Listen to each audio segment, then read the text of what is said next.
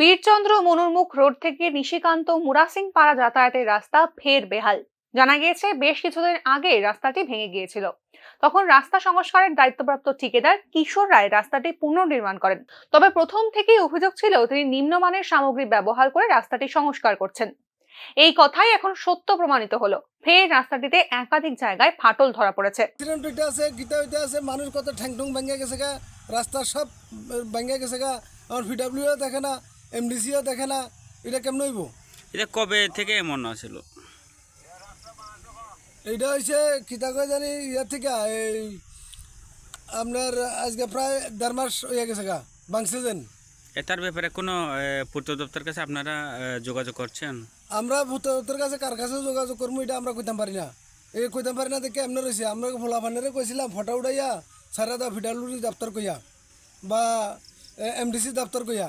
MDC দপ্তরতে কিছুদিন আগে কাজ করে গেছে, রং টং লাগাই গেছে, অন তো পুরাটা ভেঙে গেছে গা। আচ্ছা, বাঙ্গার পরে কোনো অফিসার বা কোনো কাজের জন্য এসব দেখাশোনা করতে আসছিল কি? না আসে না, কেউ আসে না, আমরা দেখছি না, কেউ আসে না। এই যে এভাবে স্কুল বাস চলে একদিন। ঠিকাদার কিশোর রায়ের বিরুদ্ধে এমন বহু অভিযোগ এর আগে থেকেই রয়েছে। এক্ষেত্রে ফের রাস্তা ভেঙে যাওয়ায় বিপাকে পড়তে হচ্ছে স্থানীয় এলাকাবাসী সহ যান চালকদের। শান্তির বাজার থেকে বিক্রম দেবনাথের রিপোর্ট, নিউজ নাও।